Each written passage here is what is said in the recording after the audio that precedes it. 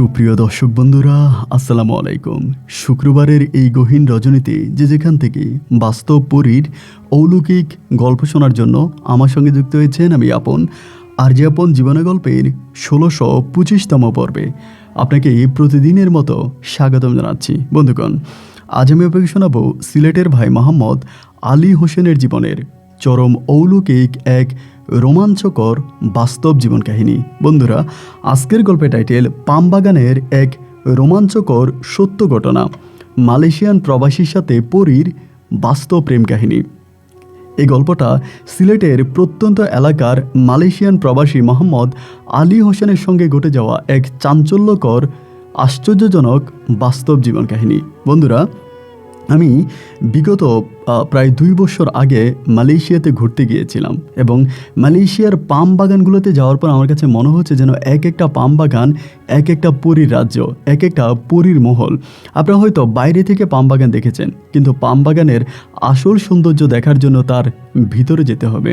আর এই ভিতরে গিয়েই আমার মনটা শীতল হয়ে গেল এবং আজকের এই গল্পে আপনি চোখ বন্ধ করে শুনতে শুনতে আপনার মনের অজান্তে মালয়েশিয়ার ওই মায়াবী পাম বাগান খানিকটার জন্য ঘুরে আসবেন। আশা করব শুরু থেকে শেষ পর্যন্ত প্রবাসী আলী হোসেনের জীবনের বাস্তব গল্পটা আপনারা প্রত্যেকে আমার মুখে শুনবেন এবং গল্প শেষে ঠিক আপনার মতো করে একটা মন্তব্য কমেন্ট বক্সে লিখবেন। ধন্যবাদ সবাইকে। সুপ্রিয় দর্শক বন্ধুরা, আসসালামু আলাইকুম। আমার নাম মোহাম্মদ আলী হোসেন, আমার বাড়ি সিলেট বিভাগে। বন্ধুগণ, আমি আমার জীবনের গল্পটা শুরু করার শুরুতে আপনাদেরকে আমার পরিবারের সম্বন্ধে জানিয়ে রাখি। আমার পরিবারে আমি আছি, আমার বাবা আছে, মা আছে, রয়েছে আমার দাদা দাদি সহ আমার বড় 2টা ভাই আর বড় 2টা বোন। আমরা টোটাল 3 ভাই 2 বোন। আমাদের পরিবারটা সিলেট বিভাগের অদূরের কোনো এক শান্ত শীতল অজপাড়াগাঁয়ের এক নিম্ন মধ্যবিত্ত পরিবার। আমার বাবা একজন চাকরিজীবী।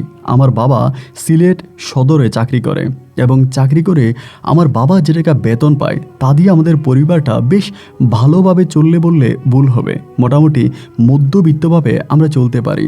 প্রতি মাসে মাসে আমার বাবা বেতন পেলে বাড়িতে আসে এবং বাড়িতে এসে 2 থেকে 3 দিনের মতো থাকে, আবারও চলে যায়। দেখা যায় বাড়িতে আসলে পরে আমার নামে আমার বাবার 1000টা বিচার সহ্য করতে হয়। আমি বয়সে ছোট হলেও এমন সব পাকনামি করতাম, লোকে বলে যেদিক দিয়ে সুই ঢোকে না আমি ওই দিক দিয়ে কুড়াল ঢুকিয়ে দিতাম।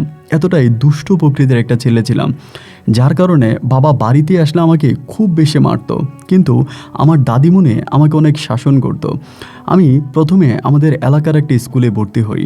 এতটা দুষ্টুমি এবং শয়তানি করি যার জন্য আমার বাবা মা দুজনেই প্রায় বিরক্ত। কে জানি আমার দাদিকে বলেছিল যে তোমার এই নাতিটা যেহেতু এতটাই দুষ্টুমি করে, একটা কাজ করো, তারে মাদ্রাসায় ভর্তি করাই দাও। তো দাদিরই কে জানি বলছিল যে মাদ্রাসায় ভর্তি করালে বাচ্চাদের দুষ্টুমি নাকি কমে যায়, মানে বাচ্চারা নাকি ভালো হয়ে যায়। এটা জেনে আমার দাদি তখন আমার মায়েরে বললো, একটা কাজ করো, আলী হোসেনরে একটা মাদ্রাসায় ভর্তি করাই দাও। আমি তখন সম্ভবত প্রাইমারি স্কুলে ক্লাস 3তে পড়তাম। এরপর হলো কি, আমার মা আর আমার দাদি মিলে আমাকে তখন একটা মাদ্রাসায় ভর্তি করিয়ে দেয়। আমি ক্লাস 3তে গিয়ে আবারও মাদ্রাসায় ভর্তি হই। শুরু হয় আমার এক নতুন অভিযাত্রা আগের অভিযাত্রার চেয়েও হয় আরও বেশি ভয়ঙ্কর। আগে তো স্কুলে পড়তাম, স্কুলের পড়াটা কিছুটা সহজ ছিল, কিন্তু মাদ্রাসার পড়া, বিশেষ করে আরবি ক্লাসটা আমার কাছে মনে হয় যেন কিয়ামত। আমার কোনোভাবে আরবি আমার মুখ থেকে বেরোয় না। যারা আমার সঙ্গে ক্লাসে পড়ে তারা তো প্রায় ক্লাস 1 থেকে মাদ্রাসায় পড়াশোনা করে, এই জন্য ওদের আরবি সাবজেক্টটা অতটা কঠিন লাগে না। কিন্তু আমি যখন হঠাৎ করে স্কুল থেকে মাদ্রাসায় গিয়ে ভর্তি হই, তখন আমার ওই আরবি ক্লাসটা করতে দম বেরিয়ে যায়। দেখা যায় আমি প্রতিদিনই হুজুরদের কাছে মাইর খাই। এমন কোনো দিন নেই যে হুজুর আমাকে মারে না। আবার স্কুলের একটা নিয়ম ছিল কি, স্কুলে না গেলে কোনো সমস্যা হতো না, কিন্তু মাদ্রাসার একটা কঠিন নিয়ম আছে, যদি মাদ্রাসায় না যায় তাহলে হুজুরা মাঝে মাঝে বাড়ি থেকে ধরে নিয়ে যায়। এমন ভয়ভীতির মধ্যে আমি কি করব না করব ঠিক বুঝতে পারতেছিলাম না। এরকম করে প্রায় অনেকগুলো দিন কেটে যাওয়ার পরে তখন আমি মাদ্রাসায় ক্লাস 3 থেকে ক্লাস 4-এ পড়ি। আমি যদিও ক্লাস 4-এ পড়ি, বাট আমি দেখতে শুনতে অনেকটা বড় হয়ে যাই, কারণ আমি 8 বছর বয়সে স্কুলে ভর্তি হই। এই জন্য দেখা যায় যে আমার বয়সটা অনেকটা বেশি। তো একদিন হলো কি, আমাদের শামসুদ্দিন হুজুরও একজন আছে, উনি আরবি ক্লাস করে। উনি আমাকে গতকালকে খুব কঠিন করে বলে দিছে যে আজকে আরবি পড়াটা যদি আমি না শিখে আসি তাহলে উনি আমাকে 100 বেতের আঘাত করবে। ভাই, আমি সারা রাত এটা পড়েও না মুখস্থ করতে পারি নাই, আমার মাথায় ঢুকে নাই। সকালবেলা দাদি মা সবাই মিলে চাপ দিয়েছে আমাকে মাদ্রাসায় যাওয়া লাগবে, কিন্তু আমি তো ওই শামসুদ্দিন হুজুরের পড়া শিখি নাই, এখন কি করব। বড় বিপদে পড়ে গেলাম। এরপরও চিন্তা করলাম যে না, ভয়কে জয় করে আমাকে যেতেই হবে। ভয়ে ভয়ে আমি তখন রওনা দিলাম মাদ্রাসার দিকে। মাদ্রাসার প্রায় মধ্যখান বরাবর আসছি, তখনই বৃষ্টি নামছে।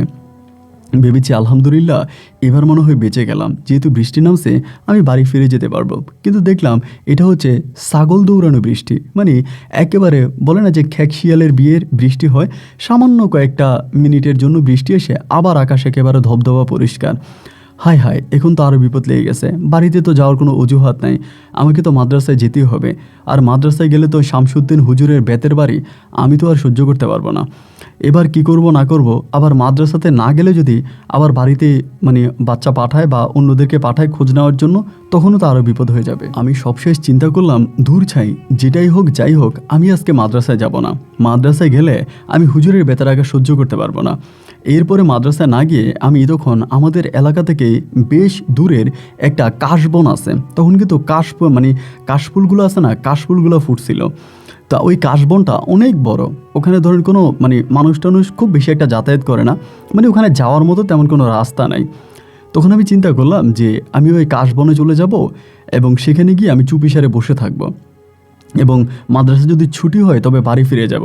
আর এরই মাঝে যদি হুজুর কাউরে পাঠায় তাহলে তো ভাগ্য খারাপ। এইটা চিন্তা করে আমি তখন কাশবনের ওখানে গিয়ে বসে আছি। তো বসে বসে ছোট মানুষ তো কান্না করে দিছি, কারণ মাদ্রাসায় যাই নাই, বাড়িতে যদি লোক পাঠায় তাহলে তো আমি ধরা খেয়ে যাব, এবং বাড়িতে গেলেও আমাকে বিকালে মারবে। এরকম করতে করতে কান্না করতে হঠাৎ করে দেখলাম কি, আমার পিছন থেকে একটা মেয়ে আসছে। মেয়েটা সাদা হিজাব পরা এবং তার হাতে কয়েকটা বই আছে, কয়েকটা বই গিলাপের মতো এরকম। তো আমার কাছে তখন একটু ভয় লেগে গেল, কারণ এই জায়গাটা একেবারে নির্জন একটা জায়গা, আশেপাশে তেমন কোনো ঘর বাড়ি নেই। সবচেয়ে বড় কথা হচ্ছে এখানে যে রাস্তাটা আছে, আসার যে রাস্তাটা আছে সেটা ভালো কোনো রাস্তা নেই, রাস্তা দিয়ে স্বাভাবিকভাবে কোনো মানুষ আসতে পারবে না। তাহলে এই মেয়েটাকে আমার কাছে এসে সালাম দেওয়ার পরে আমি অদ্ভুতভাবে তার মুখের দিকে তাকায় থাকার পরে আমি জিজ্ঞেস করতেছি, আপনি কি? পরে বলে, আমার নাম মোহনা। আমি বললাম, আপনার নাম মোহনা? আপনাকে তো আমি আগে কখনো দেখিনি। তো মেয়েটা তখন আঙ্গুল দিয়ে দেখাই দিল সে ওই গ্রামের। তাই আমি বললাম যে আপনি ওই গ্রামের, তা এখানে কেন আসছেন, এখানে কি কাজে আসছেন? তা কিছু বলে না, আমার দিকে তাকিয়ে মুসকে হাসতেছে। আমি বললাম, কি ব্যাপার, এখানে কেন আসছেন বলেন, আপনি আমার কাছে কি চান? পরে বলে, স্কুলে মাদ্রাসায় যে আজকে যাও নাই, তোমার বাড়িতে তো বাচ্চা পাঠাইছে হুজুরে, খবর পাইছে তুমি মাদ্রাসায় আসছো, কিন্তু তুমি মাদ্রাসায় যাও নাই, আজকে বাড়িতে গিয়ে কি বলবা? এটা বলার সঙ্গে সঙ্গে ভাই আমি তখন চুপ হয়ে গেলাম। আমি তো এই চিন্তাই করতেছি এখানে বসে বসে, এবং কান্নাও করতেছি এটা ভাবতে। আমি তখন বললাম, কি আর করব, মাদ্রাসায় তো যাই নাই, ধরাও যেহেতু খাইছি তা মাইর তো খাওয়াই লাগবে। এরপরে আমি বলতেছি, আচ্ছা আপনি কি করে জানেন আমার বাড়িতে হুজুরে পোলাপাইন পাঠাইছে? পরে বলে, হ্যাঁ আমি সব জানি, তুমি যদি আমার কথা শোনো তাহলে বেঁচে যাবা, আমার কথা শুনবা? আমি বললাম, আচ্ছা ঠিক আছে শুনবো। পরে আমারে বলতেছে যে তুমি কালকে থেকে মাদ্রাসায় যাবা, তুমি মাদ্রাসা মিস করবা না, তুমি প্রতিদিন মাদ্রাসায় যাবা, প্রত্যেক দিন ক্লাস করবা। তাই আমি বললাম যে আচ্ছা ঠিক আছে, মাদ্রাসায় যাব, ক্লাস করব, কিন্তু আমার তো মাথায় পড়াশোনা ঢুকে না, আমি তো কোনো কিছু পড়তে পারি না, পড়লে আমার মনে থাকে না, বিশেষ করে আরবি সাবজেক্টটাতে আমি খুব দুর্বল। মেয়েটা তখন আমার দিকে তাকিয়ে একটা হাসি দিয়ে বলল, কালকে থেকে তুমি প্রত্যেক দিন মাদ্রাসায় যাবা এবং তোমাকে ঘরে কোনো পড়াশোনা করতে হবে না, দেখবা মাদ্রাসায় গেলে তুমি এমনিতেই সব পড়া পারবা, কিন্তু একটা শর্ত আছে। আমি বললাম, শর্ত? কি শর্ত? বলে, আমি যে তোমার সঙ্গে দেখা করেছি বা কাশবনে যে তোমার সঙ্গে আমার দেখা হয়েছে এটি কিন্তু কাউকে বলতে পারবা না, যদি বলো তাহলে আবার হুজুরদের কাছে মাইর খেতে হবে। আমি বললাম, না, আমি কাউকেই বলবো না, প্রয়োজন আমি কাউকেই জানাবো না, আপনি যদি আমাকে সাহায্য করেন আমি কেন বলবো? বলে, আচ্ছা ঠিক আছে, তাহলে যাও, এখন বাড়ি যাও। আমি বললাম, বাড়ি গেলেই তো আমার মা আমারে মারবে। বলে, না মারবে না, তুমি বাড়ি যাও। তাই আমি বলছি যে আচ্ছা ঠিক আছে। তো তারপরেও ওর কথা শুনে আমি ওখান থেকে হাঁটতে চলে আসছি। যেতে ভয় পাইতেছি যে গেলে তো মারবে, আর মেয়েটা তো বলেইছে অলরেডি হুজুর কাউরে পাঠাইছে আমার বাড়িতে, খবর নিয়েছে যে আমি বাড়িতে নাই।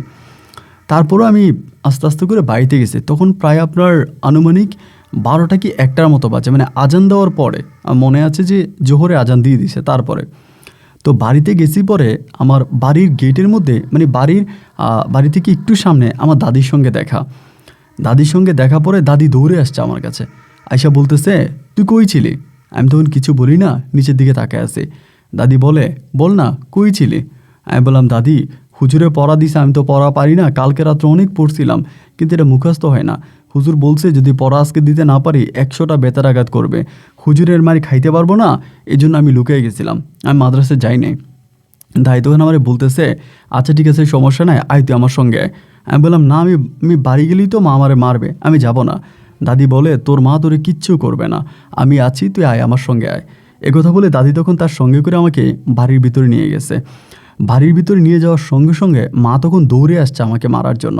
দাদি বলে, খবরদার তুমি আলীর গায়ে একটা ফুলের টোকাও দিবে না, আমার নাতিটা পড়া পারে নাই, এজন্য ও মাদ্রাসায় যায় নাই, আমি ওর জন্য ভালো হুজুর রাখবো, ভালো হুজুরে যদি ওরা পড়ায় তাহলে ও পড়া পারবে, তুমি এখন আর ওরে কিছু বইলো না, ওরে খাবার খাইতে দাও। এই দাদির কথা শুনে আমার মার তখন আমার মারলো না, মা না মাইরা আমার তখন ঘরের ভিতরে নিয়ে গেছে। যেখানে মা আমাকে মারার কথা সেখানে মা আমাকে খাবার খাইতে দিল। বাহ, আমি তখন পেট ভরে মাছ দিয়ে ভাত খাইলাম। খায়া খায়া মনে মনে চিন্তা করতেছি, ওই মেয়েটা মোহনা যে বলল মা আমাকে মারবে না, আসলেই তো মা আমাকে মারে নাই, ওর কথা তো ঠিক আছে। একথা বলার পরে আমি বিকেলে খেলাধুলা করতেছি, এমন সময় আমার দাদি এসে আমার ডাকতেছে। তখন আমাদের বাড়ির পাশে একটা মাঠের মধ্যে খেলতেছিলাম। বিকেল কি তখন প্রায় বিকেল না, আপনার আসরের পরেই এরকম একটা টাইমে হবে। দাদি ডাক দিছে, পরে আসছি। দাদি আমারে বলে, তোর জন্য মাস্টার আনছি, হুজুর আনছি, আয় তুই পড়তে বস। তাই আমি তখন বললাম যে, হুজুর নিয়ে আসছো? দাদি বলে, হ্যাঁ। তাই দাদি তখন হুজুর আনছে, ও কোত্থেকে জানি একজন হুজুর নিয়ে আসছে, আমি জানি না, আমি ওনাকে চিনিও না। তো ওনার কাছে তখন আমাকে পড়তে দিছে। আমি ওই দিন একেবারে আসরের নামাজের পরে হাত মুখ দিয়ে পড়তে বসছি, মাগরিবের পর পর্যন্ত, মানে এশা পর্যন্ত পড়ছি। উনি আমাকে অনেকক্ষণ পড়াইছে, কিন্তু সত্যি কথা বলতে কি, উনি আমাকে যা পড়াইছে তার কিচ্ছু আমার মাথায় ঢুকে নাই, মানে কোনো কিছুই মাথায় ঢুকে নাই। পড়াইছে, আমি পড়ছি। এরপরে আমি তখন চলে গেলাম হচ্ছে আপনার মাদ্রাসাতে। এর পরের দিন সকালবেলা মাদ্রাসাতে গেছি। মাদ্রাসাতে যাওয়ার পরে হলো কি, মানে হুজুর যখন আমাকে পড়া জিজ্ঞেস করে, আমি পটপট করে সব বলে দিতে পারতেছি। মানে আমার ধরুন কোনো একটা পড়া জিজ্ঞেস করছে, এটা আমি পটপট করে বলতেছি, কিন্তু মানে আমার তো এটা পারার কথা না, আমি তো এটা পড়ি নাই। এরপরে আমি বলতেছি পরে আমাদের এক হুজুর আছে, হুজুর আমারে বলে যে, আলী হোসেন তুমি সব পড়া পাইয়ে গেছো, তুমি এত পড়া পারলা কেমনে? তোমার বাড়িতে কি কোনো হুজুর রাখছে? উনি কি কারো কাছ থেকে শুনছে নাকি জানি না। আমি বললাম, হ্যাঁ গতকালকে আমার দাদি একটা হুজুর রাখছিল। বলে, হ্যাঁ এটা ভালো করছে, তোমার জন্য একটা হুজুর রাখছে, এবার তোমার পড়াশোনার কিছুটা উন্নতি হবে। তারপর আমি আর এই হুজুরের সঙ্গে কথাবার্তা বললাম। তারপর দেখি কি সবাই আমার সঙ্গে ভালো, আমার মাদ্রাসার যত হুজুর আছে বা ছাত্র আছে এরা সবাই আমার সঙ্গে বেশ ভালো। বাড়িতে আসছি, আসার পরে আমারে মানে আবার হুজুরে পড়ায়, আমি পড়ি, কিন্তু হুজুরে আমারে যা পড়ায় এর কোনো কিছু আমার মাথায় ঢুকে না। কিন্তু আমারে যখনই মাদ্রাসায় গেলে হুজুরা পড়া জিজ্ঞেস করে, আমি তখন পটপট করে সব বলে ফেলতেছি। হুজুরা তো তখন অনেক খুশি বা অনেক আনন্দিত যে মোহাম্মদ আলী হোসেনের জন্য হুজুর রাখা হয়েছে, সেই হুজুর এতটাই ভালো যে আলী হোসেন এখন সব পড়া পারে, মানে অন্য ছাত্রদের তুলনায় আলী হোসেন এখন নাম্বার 1, এরকম করে বলাবলি করতেছে। আমি চিন্তা করছি যে যাই হোক যেটা হোক তাহলে তো ভালোই হয়েছে, এটা তো আর খারাপ না। তো এবার আমি যাইতাম, পড়তাম, মানে আমার ধরেন আমি এখন পড়া দিছি, তো পড়া দেওয়ার পরে আমার পাশেরই স্টুডেন্টটা আমাকে জিজ্ঞেস করে, আলী হোসেন এতক্ষণ তুই কেমনি এগুলো বলছিস একটু বল তো। আমি তখন আর বলতে পারি না, ওদিকে তাকিয়ে থাকি। সবার ভালোয় বলে, তখন আসছে পরীক্ষা। কিন্তু অবাক করা বিষয় হচ্ছে, আমি যখন পরীক্ষার হলে ঢুকে প্রশ্নপত্র হাতে নিলাম, আমি খাতার মধ্যে কোনো কিছুই লিখতে পারলাম না। খাতার মধ্যে যখন কোনো কিছু লিখতে পারলাম না, হুজুরে আমার রেজাল্ট দিছে, আমার রেজাল্ট অনেক খারাপ আসছে। তখন হুজুরে সবাই মিলে চিন্তা করতেছে, ব্যাপার কি, আলী হোসেন ক্লাসে সব পড়া পারে, কিন্তু যখনই পরীক্ষার হলে যায় তখনও লিখতে পারে না, মানে পরীক্ষার মধ্যে এরকম করে কেন? মানে পরীক্ষার হলে গেলে কেন লিখতে পারে না? এমনিতে তো সব পড়া পারে, যেটা জিজ্ঞেস করি সেটার উত্তর দিচ্ছে। ঘটনা কি, হুজুরা তখন মোটামুটি সবাই চুপচাপ হয়ে গেছে। তো ওনারাও কোনো কিছু ওই সময় বুঝতে পারে নাই। পরে আমার দাদিকে আমাদের বড় হুজুর তখন জানায়। জানানোর পরে দাদি তখন আমার হুজুরের সঙ্গে, মানে যিনি আমাকে পড়ায় আর কি আমাদের ঘরে, ওই হুজুরকে বলে, আপনি আলী হোসেনকে কী পড়ান? ওই স্কুলে গেলে মাদ্রাসায় গেলে সব পড়া পারে, কিন্তু পরীক্ষার খাতায় কোনো কিছু লিখতে পারে না, ঘটনা কি? হুজুর তখন বলতেছে, এটা তো আমি নিজেও বুঝতেছি না, ও পরীক্ষার খাতায় লিখে না কেন? আমি কিন্তু তারপরেও কারোর কাছে বলি নাই, কারণ মোহনা তো আমাকে বলছে যদি আমি কাউরে বলে দিই তাহলে আমার ক্ষতি হবে এবং আমি আবারও পড়া পারবো না, আবারও হুজুরের হাতে মাইর খেতে হবে। আর যদি না বলি তাহলে সে আমাকে সবসময় হেল্প করবে। এখনই দেখা গেল কি মাদ্রাসায় গেলে পরে সবাই আমার দিকে তাকায় থাকে। আমার রেজাল্ট খারাপ, আমি খুব খারাপ রেজাল্ট করি, সব বিষয়ে ফেল করি, কিন্তু ভাই আমি যখন হুজুরে পড়া জিজ্ঞেস করে আমি তখনই পটপট করে সব বলে ফেলি। এরকম করে সময়গুলো কাটতে কাটতে সবার মনেই তখন মোটামুটি একটা সন্দেহ সৃষ্টি হয়ে গেছে যে আলী হোসেনের ঘটনা কি, ওর কি হয়েছে, ওই পড়া সব পারে লিখতে পারে না বা পরীক্ষার হলে খারাপ রেজাল্ট করে, তার কারণ কি। এমন করে একদিন 2 দিন 3 দিন তা আমাদের যে হুজুর আছে, আমাদের হুজুর আমারে বলে কি যে তুমি তো আসলে ওভাবে মানে আমার কাছে যখন পড়ো তখনও পড়া অতটা ভালো না। যেমন ধরেন একটা পড়া হুজুর আমাকে বললো এটা তো তুমি আমার কাছে বলতে পারো না, কিন্তু তোমার হুজুরের কাছে মানে মাদ্রাসার হুজুরের কাছে তুমি এটা কেমনে বললা। তা আমি এরকম করতে কোনো কিছু বলি না, বাট আমার মাদ্রাসার হুজুর এবং আমার প্রাইভেট হুজুর আর আমার দাদি সবার মনেই তখন মোটামুটি একটা বড় ধরনের সন্দেহ সৃষ্টি হয়ে গেছে যে না, এইখানে কিছু না কিছু একটা হচ্ছে, কিছু না কিছু একটা এখানে হচ্ছে, তা না হলে ঘটনাটা তো এরকম হওয়ার কথা না। এইভাবে সময়গুলো কাটতে কাটতে একদিন দাদি আমাকে নীরবে ডাক দিয়ে জিজ্ঞেস করতেছে, আচ্ছা আলী হোসেন, দাদির কাছে সত্যি করে বলতো তোর কি কেউ কিছু খাওয়াইছে। আমি বললাম না দাদি, আমার তো কেউ কিছু খাওয়ায় নাই। তো এরকম করে বলতে বলতে একটা সময় হলো কি দাদি মোটামুটি সন্দেহ করে ফেলছে যে কিছু না কিছু একটা আমার সঙ্গে আছে, বা পুরনো মানুষ তো আমার আচার আচরণে বা চলাফেরাতে দাদি সন্দেহ করে। এবং সন্দেহ করার পরে দাদি তখন করছে কি একদিন আমার হাতে এনে একটা তাবিজ পরাই দিছে। হাতে এনে যেদিন তাবিজটা পরাই দিছে, এই তাবিজটা পরাই দেওয়ার পরে আমি আবারও সে আগের মতো হয়ে গেছি। মাদ্রাসায় যাই, এবার আমি আর কোনো পড়াই পারি না। হুজুর যখন পড়া জিজ্ঞেস করে আমি বেল বেল করে মুখের দিকে তাকায় থাকি। তারপরে এরকম হচ্ছে, তখন হুজুরা বাড়িতে বিচার দিছে। দাদি তখন বুঝে গেছে যেটা আলগার সমস্যা বা জিন বা পুরী সমস্যা। তো এইরকম করে আমার বকাঝোকা করে, দাদি তুই বল কী হয়েছে, তোর সঙ্গে কী হয়েছে। তো যখন যখন দেখলাম যে আমি এখন আর পড়া পারি না, তখন আমি দাদিকে সত্যি করা বলে দিলাম যে দাদি, কাশবনে মোহনা নামের একটা মেয়ের সঙ্গে আমার দেখা হয়েছিল, এই মেয়েটা আমাকে বলছে এমনি এমনি সাহায্য করবে। দাদি তখন এতটাই ভয় পাইছে যে আমাকে আর মাদ্রাসায় যাইতে দেয় না, মানে এখানে আমার পড়াশোনা শেষ। আমি দাদি মনে করছে আমার উপরে পরীর নজর পড়ছে, আর যেহেতু আমার উপরে পরীর নজর পড়ছে যে কোনো সময় পরীরা আমাকে তুলে নিয়ে যাবে। মানে গ্রামে একটা কথা প্রচলিত আছে যে কোনো ছেলের উপরে যদি পরীর নজর পড়ে তাহলে পরী তাকে উঠে নিয়ে যায়, পরী তাকে স্বাভাবিকভাবে বাঁচতে দেয় না। এই ভয়ে দাই তখন করলো কি আমারে আর মাদ্রাসায় যাইতে দেয় না। আমি যতই বলি আমি মাদ্রাসায় যাব, আমি মাদ্রাসায় যাব, কিন্তু আমাকে মাদ্রাসায় যাইতে দেয় না। ঘরের মধ্যে যে হুজুর রাখছিল ওই হুজুরকেও মানা করে দিছে যে না, আপনি আর আসবেন না, ও হচ্ছে ঘরের মতো করেই পড়বে, আমি ওরা আর কোথাও পড়াবো না। আমার দাদি আমারে খুব ভালোবাসতো, অনেক ভালোবাসতো। আমি এতটাই দুষ্ট ছিলাম, কিন্তু তারপরেও দাদির ভালোবাসা ছিল আমার উপরে অসীম। দাদি ভয় পাইতো যে পরী আমাকে তুলে নিয়ে যায় কিনা। তো সবসময় আমার মানে হাতে যে তাবিজটা ছিল এটার মধ্যে আপনার সোনার উপর পানি দিত, এবং আমার সবসময় দাদি দোয়া পরে ফু দিত, কোমরের মধ্যে তাবিজ বাইদা দিছে, এবং রাতে আমি যেখানে ঘুমাইতাম সে বালিশের নিচে তাবিজ দিয়ে দিছে। মানে আমি তখন একটা তাবিজের বাক্সর মধ্যে বন্দি হয়ে গেছি। তো এরকম করে করে আমার তখন দিন রাতগুলো কাটতেছে, কিন্তু আমার আর পড়াশোনা হলো না। কিন্তু তাবিজ আমি সবসময় ব্যবহার করতাম, কখনোই তাবিজ খুলতাম না। মোটামুটি তখন প্রায় অনেকটাই বড় হয়ে যাই, এবং বড় হয়ে যাওয়ার পরে মানে সবাই তখন মানে বড় হয়ে যায় বলতে আমি তখন প্রাপ্তবয়স্ক হয়ে যাই। তো তখনও পড়াশোনা করি না, রাস্তা রাস্তায় ঘুরি, বনে বাজারে ঘুরি, এই জনে ওই জনে ঘরে বিচার দেয়। তখন তো আমার আব্বা কাজকাম করে না, বাড়িতেই থাকে। বোনদেরকে বিয়ে দিয়ে দিছি, বড় ভাইয়েরা কামাই রুজি করে, তাদের কামাইয়ের উপর আমি চলতেছি, আমি কিচ্ছু করি না। এই সময়ের ভিতরে দাদি তার বাপের বাড়িতে কিছু জমি পাইছিল, দাদির বাপের বাড়ি কিছু জমি পাইছিল। ওই জমিগুলো বিক্রি করে দাদি মোটা অঙ্কের কিছু টাকা আনছে। টাকা আনার পরে দাদি আমার আম্মারে বলতেছে যে এই টাকাগুলো দিয়া আলী হোসেনরা একটা ব্যবসা ধরায় দাও, ও তো কোনো কাজ কাম করে না, বব করে ঘুরে বেড়ায়, ওর তো কোনো ভবিষ্যৎ নেই, এই টাকাগুলো দিয়া ওরা একটা ব্যবসা ধরাই দাও, এবং ব্যবসাটা যদি আলহামদুলিল্লাহ কিছুটা ভালোর দিকে যায় তাহলে তুমি একটা কাজ করো, তারে একটা চাকরিতে মানে করো, একটা বিয়ে করাই দিও। দাদি এই কথা আমার মারে বলছে। মারে বলার পরে মা তখন বলতেছে যে আগে তো দেখি কি ব্যবসা করে, এরপরে না হয় বিয়ে শাদির কথা। আমার মা তখন করলো কি আমার বড় ভাইয়ের সঙ্গে আলাপ করলো। আমার বড় ভাই আবার টুকিটাকি ব্যবসা করতো, তো বড় ভাইরে বললো যে তোর দাদি এমনি এমনি আলী হোসেনের করে টাকা দিছে ব্যবসা করার জন্য, এখন কি ব্যবসা করা যায়। মানে আমার মা যে আমার বড় ভাইরে জিজ্ঞেস করছে আমি কিন্তু শুনছি, আমি পাশের রুমেই ছিলাম। আমার বড় ভাই তখন মারে বলতেছে এই কাজ ভুলেও করেন না, আলী হোসেনের হাতে কোনো ব্যবসা তুলে দিলে এটা 2 দিনেও টিকবে না, ওই কোনো রকমের ব্যবসা বাণিজ্য বুঝে না। একটা কাজ করেন, টাকাটা আমার দেন, আমি টাকাটা কোথাও না কোথাও খাটাই। আমার মা বলতেছে না তোর দাদি দিছে আলী হোসেন রে, আমি তোরে কেমনে দেই।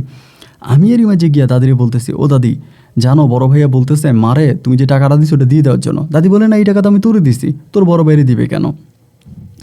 আমার দাদি তখন আমার আম্মার সঙ্গে কথা বলতেছে বৌমা এই টাকাটা আমি আলী হোসেনরে দিছি, এটা তুমি আলী হোসেনরেই দিও, তোমার অন্য কোনো ছেলে মেয়েরে দিও না। তো আমার মা বলে আচ্ছা আম্মা ঠিক আছে। তো এরপরে আস্তে আস্তে করে সময়গুলো কাটতে কাটতে একটা পর্যায়ে হলো কি আমার মা তখন কার সঙ্গে জানি আলোচনা করে ওই সময় মালয়েশিয়াতে ভিসা চালু হয়েছে, এবং আমার মা তখন আলোচনা করছে আমাকে মালয়েশিয়াতে পাঠিয়ে দিবে। তখন আমাদের এলাকা থেকে আরও কয়েকটা ছেলে গেছে, তাদের অবস্থা ভালো, ওখানে ভালো টাকা বেতন পায়। আমার মা তখন সিদ্ধান্ত নিচ্ছে যে আমাকে মালয়েশিয়াতে পাঠিয়ে দিবে। তাই সবাই মিলে তখন কথাবার্তা বলতেছে, দাদি আমারে বলতেছে যে তুই ওখানে গিয়ে ঠিকঠাক মতো কাজ করবি তো, বাড়িতে টাকা পাঠাবি তো। আমার হওয়া দাদি আমি তোমার ওষুধের টাকা দিব, সবাইরে টাকা পয়সা দিব, আমি কোনো টাকা খরচ করব না বা নষ্ট করব না। এগুলো যখন দাদিকে বলতেছিলাম, দাদি তখন বলে যে আচ্ছা ঠিক আছে সমস্যা নেই, তাহলে আমি তোরে পাঠাবো। পরে দাদির ওই টাকা দিয়ে আমার মা তখন আমাকে মালয়েশিয়াতে পাঠানোর সমস্ত প্রসেস করে ফেলে। আলহামদুলিল্লাহ প্রসেস কমপ্লিট হয়ে যায়, এবং কমপ্লিট হয়ে গেলে পরে আমি তখন মালয়েশিয়ার উদ্দেশ্যে রওনা দিই।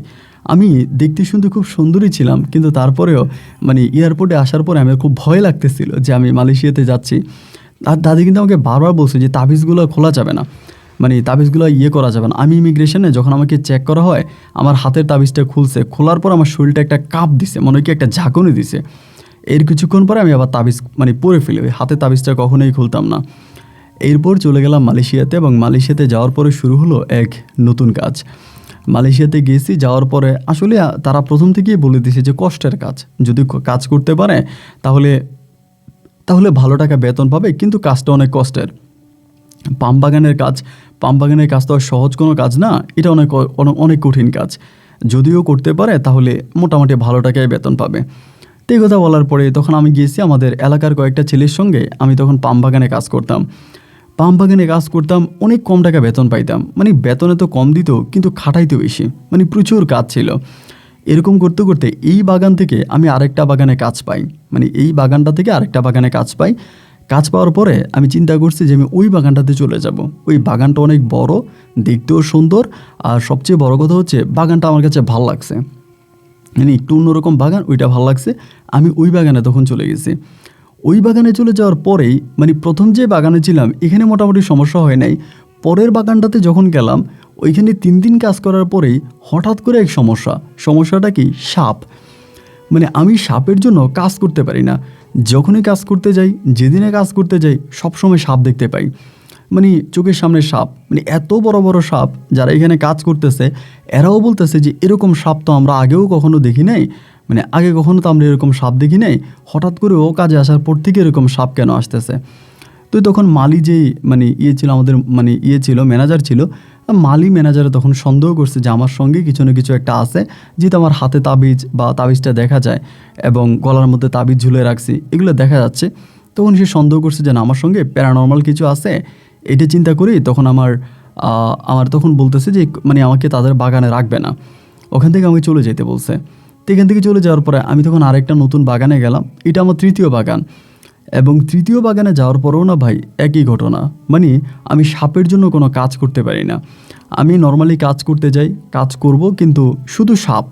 আর এক সাপ কি অনেক বড় বড় বিশাল বিশাল সাপ, এবং এই সাপগুলো এমনভাবে আমার সামনে এসে দাঁড়ায়, এমনভাবে ফোনা তুলে দাঁড়ায় যে ভয়ে তখন বুক শুকিয়ে যায়। কি করব না করব কিছু বুঝতে পারতেছিলাম না, কোনো কিছুই বুঝতে পারতেছিলাম না যে এখন আমার কি করার। এভাবে সময়গুলো কাটতেছে, দিন আর রাত আর দিনগুলো কাটতেছে। আর মনে মনে ভাবতেছি আমি এখন কি করব। যেখানে এই কাজে যাই কাজ থেকে আমাকে বিদায় করে দেয়, এরপরে যেখানে কাজে গেছি ওইখান থেকেও বিদায় করে দিছে। সমস্যা একটাই সাপ, সাপ ছাড়া আর কোনো কথা নাই। তা আমি তখন বাড়িতে ফোন করে, দাদি তখন অসুস্থ, হাঁটাচলা করতে পারে না, ঘরেই থাকে। মা তখন মোটামুটি চলাচল করতে পারে। মারে তখন বললাম যে মা এমন ঘটনা, আমি তো এইভাবে কাজ করতে পারতেছি না। মালয়েশিয়াতে যেই বাগানেই কাজ করতে যাই আমি শুধু সাপ দেখি, এবং আমার সঙ্গে যারা থাকে তারাও দেখতে পায়।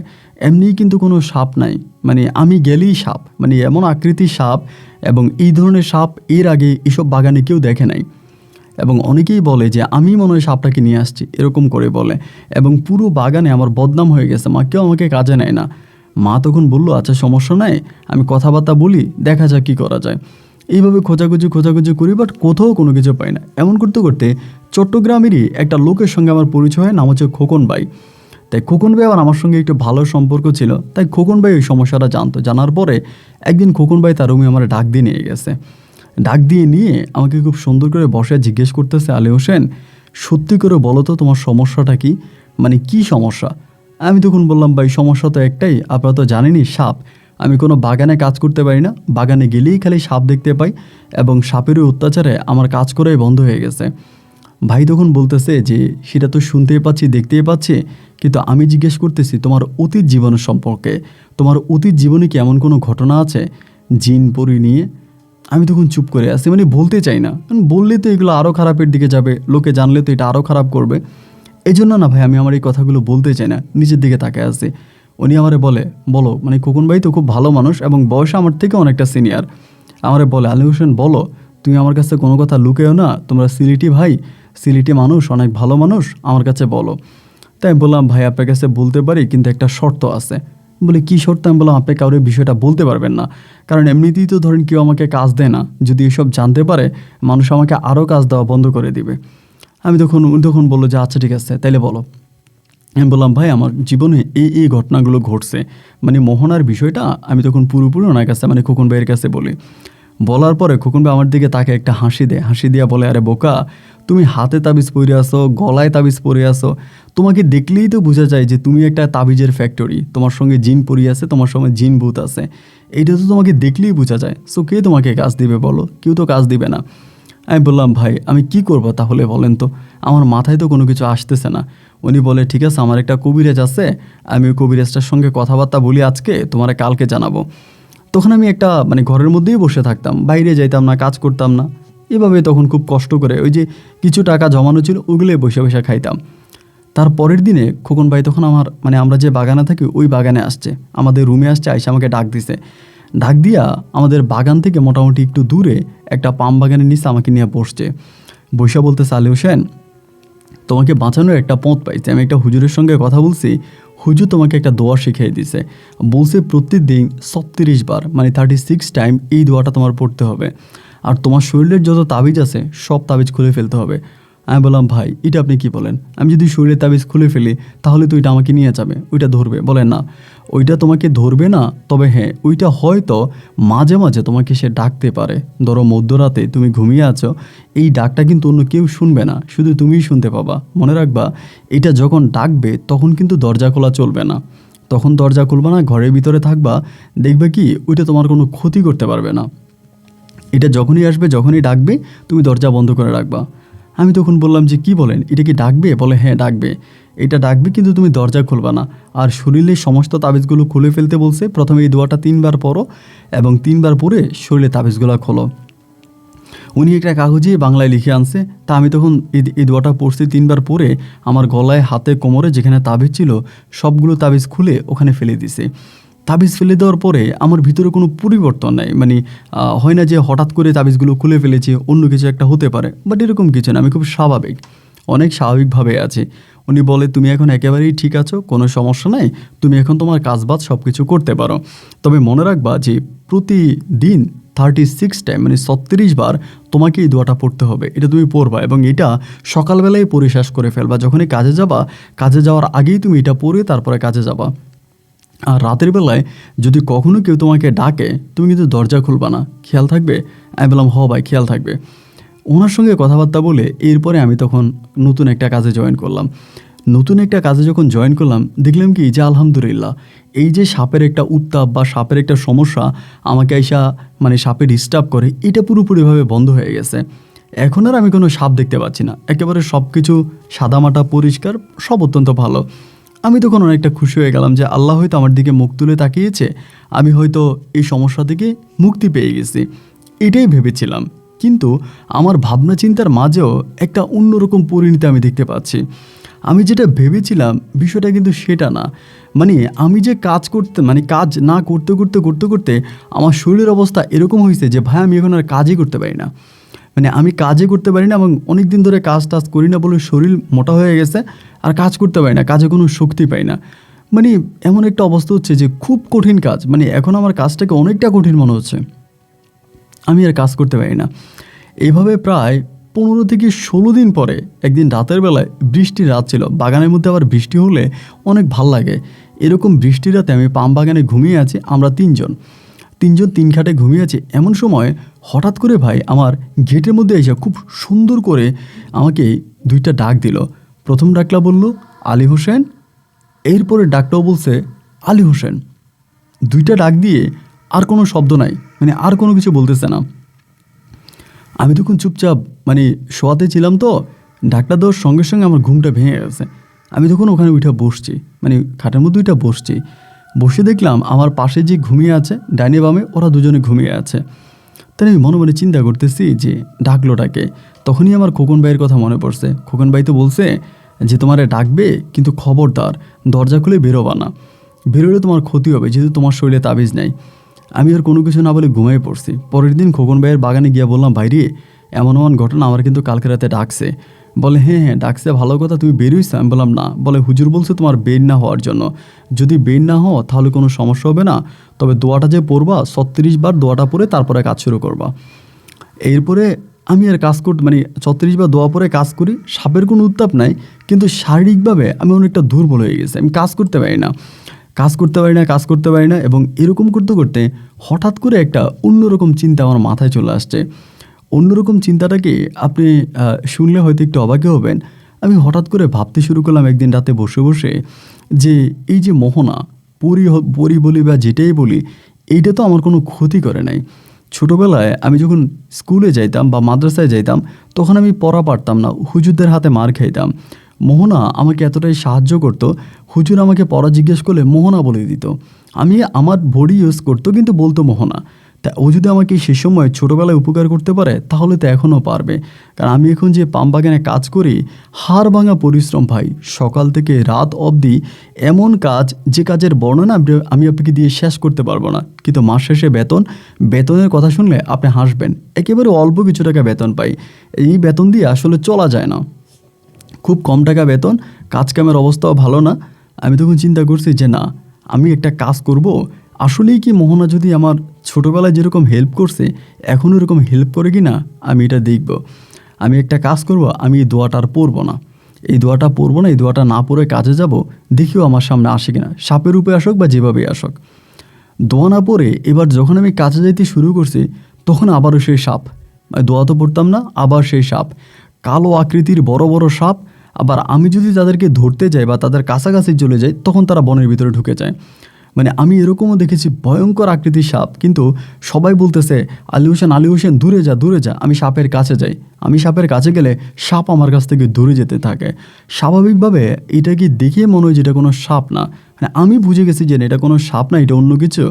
এটা আমাকে জাস্ট অ্যাটাক করতেছে, আমাকে আক্রমণ করে না, বিকজ এটা সাপ না। আর সাপ হলে তো আক্রমণ করতো, আমাকে ছোবল দিত, মারতো, আমাকে মেরে ফেলার চেষ্টা করতো। আমি এই চিন্তা করতেছি, চিন্তা ভাবনা করতে তখন আমার সময়গুলো কাটতেছে। এইবার আবার সেই পুরনো দিন দেখা দিছে, আবারও কেউ আর কাজে নিচ্ছে না, যে আলী হোসেনকে কেউ আর কাজে নিচ্ছে না, ওর সঙ্গে জিন আছে, ভূত আছে। আবার খোকন ভাই আমার বলে তুমি কি দোয়াটা পড়ো না? আমি বললাম ভাই পড়ি। উনি বলে তাহলে তো এরকম হওয়ার কথা না। আমি বললাম ভাই বাদ দেন তো, আমার ভাগ্যে যা আছে তাই হবে, আমি আর কোনো হুজুর কবিরাজের ধারি না। আবারও কাজ বন্ধ হয়ে গেল, যেখানে কাজে যাই কেউ আমাকে কাজে নেয় না, এবং এই সাপ দেখতে পাই। তা আমি অপেক্ষা করতেছি কবে এটা আমাকে আবার ডাকে। এইবার যদি ডাকে, আমি তার ডাকে সাড়া দিয়ে ঘর থেকে বেরোবো, এবং তার কাছে গিয়ে আমি আমার মনের কথাগুলো খুলে বলবো, দেখি সে আমাকে কি বলে। এরকম করে বহু দিন পরে একদিন রাত আনুমানিক 2টা বাজে আমাকে আবারও ডাকছে। এদিন প্রথম ডাক একটা দিছি, একটা ডাক দিয়ে একেবারে চুপ, আর কোনো কথা বলে না। প্রথম ডাকটা শোনার সঙ্গে সঙ্গে আমি তখন দরজা খুলে বেরিয়ে গেছি। ডাকটা দেওয়া মাত্রই দরজা খুলে বেরিয়ে গেছি, যে ঠিক আছে এটা কি আমি দেখব। যেহেতু তাকে আমি ছোটোবেলায় দেখেছিলাম, তাকে আমি দেখতাম, সো অতটা ভয় কাজ করে না। দরজা খুলছি, খোলার পর দেখলাম আমাদের বাগানের সামনের থেকে মোটামুটি অনেকটা দূরে একটা পাম বাগানের নিচে বসে আছে, এরকমভাবে মানে হাঁটু গেড়ে বসে আছে। তো আমি চিন্তা করতেছি ওইদিকে যাব নাকি যাব না, গেলে আবার কি সমস্যা করে, মানে বুঝতে পারতেছিলাম না। তো ও এখানে বসে আছে, আমি এখানে দাঁড়ায় আছি, কিন্তু কোনো কিছু বলে না, আমাকে ডাকেও না বা ও আমার দিকে তাকিয়ে আছে, আমি ওর দিকে তাকিয়ে আছি, কিন্তু আমি ওর মুখটা দেখতে পাচ্ছি। আমি অনেকক্ষণ পর্যন্ত দাঁড়ায় থেকে চিন্তা করছি যে না, এটা তো আমাদের গেট থেকে অনেক দূরে, ওখানে গেলে আমার একটা সমস্যা হতে পারে। মানে কিছুটা ভয় পাই, আমি আর যাই নাই। আমি অনেকক্ষণ দাঁড়ায় থাকার পরে দেখি যে ওরে আর দেখা যাচ্ছে না, মানে ও আর নাই। যখন দেখলাম নাই, আমি তখন আবার রুমে চলে আসছি। রুমে এসে বসে আছি, ফজরে আজান দিছে, নামাজ পড়ছি। আমার তখন একটাই কাজ, যারা বাগানে কাজ করতে যায় এদের খাবার দাবার রেডি করি। আর এদের খাবার দাবার রেডি করার কারণে ওরা আমাকে ফ্রিতে খাওয়ায়, আমি তাদের খাওয়ার উপরেই পড়ে আছি। তারপরে হইল কি, আমি তখন এইভাবে আরও কয়েকদিন কেটে গেছে। আমি শুধু অপেক্ষা করি যে আল্লাহ আমারে ডাকুক। আবার আরেকটাতে ডাক দিছে, ডাক দেওয়ার পরে আমি সেদিনও বের হয়েছি। বেরোই দেখতে পাই কি ওইখানেই বসে থাকে। মানে আমাদের যে গেট আছে, গেট থেকে অনেক দূরে ওইখানে একটা ওই জায়গার মধ্যে বসে থাকে। সেদিনও বসে আছে। আমি এখানে দাঁড়াই আছি, না অনেকক্ষণ বসে থাকা, হঠাৎ করে আর দেখতে পাচ্ছি না। আমি তখন আবারও রুমে চলে আসি। এইভাবে যখন তৃতীয়বার ডাকার পরে আমি সেদিন আবারও বেরোয়ে আমি দেখি সে একইভাবে ওখানে বসে আছে, এদিকে আসে না। ওই দিন আমি হাত দিয়ে তাকে ইশারা করে আসার জন্য, তাই আমার কাছে আসার জন্য এভাবে হাত দিয়ে ইশারা করি, কিন্তু ও দেখে আসে না, ওইখানেই বসে আছে। আমি যে হাত দিয়ে ডাকতেছি এর কোনো রেসপন্স করে না, মানে আসেই না। তো চিন্তা করলাম কি করা যায়। ওর যে এভাবে ডাকতেছি, নিজের হাত দিয়ে ডাকতেছি, তাও আসে না। আর এভাবে ওরা অনেকক্ষণ পরে আবার দেখতে পাই না, আবার উদাও হয়ে যাবে, কারণ আমি তো জানি একটা সময় পরে ওরা আর দেখা যায় না। আমি চিন্তা করছি যাই হোক, যেটাই হোক, আমি ওর কাছে যাব। মানে ওই দিন একেবারে সাহস নিয়ে গেছি যে ভাগ্যে যা আছে তাই হবে, আমি ওর কাছে যাব এবং কাছে গেলে দেখবো যে ও আসলে কি করতে চায় বা ও কী করে। এটা চিন্তা ভাবনা করেই আমি সেদিন আস্তে আস্তে করে ওর কাছাকাছি রওনা দিলাম। কাছাকাছি রওনা দিয়ে ওর কাছে মোটামুটি পৌঁছাই গেছি। এই সময়ের ভিতরে হঠাৎ করে ওকে দেখতে পাচ্ছি না, মানে হঠাৎ করে আর ডাইনে বামে আর কোথাও ও নাই। আমি তখন বাগানের সামনে, এই জায়গায়, ওই জায়গায়, অনেক জায়গায় খুঁজতেছি, ওরে আর কোথাও দেখতে পাচ্ছি না। না দেখতে পাইরা ঘুরতে আমি আবারও বাসায় চলে আসছি।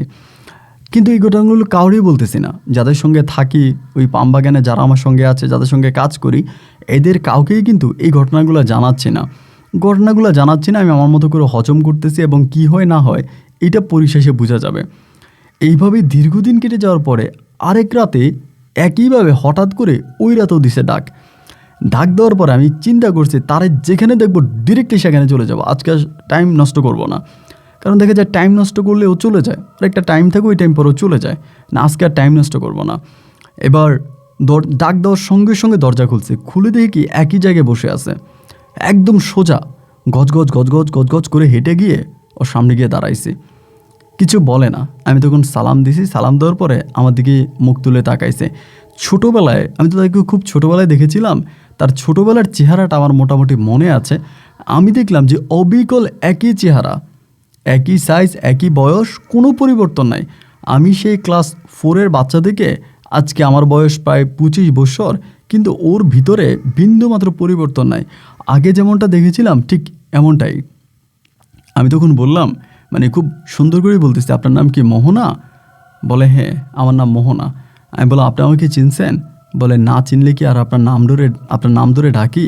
মানে আমার ভিতরে তখন কেমন জানি একটা, মানে বুঝতেছি না, খুব স্বাভাবিকভাবেই মনে হচ্ছে একটা সাধারণ মেয়ের সঙ্গে আমি দাঁড়িয়ে কথা বলতেছি।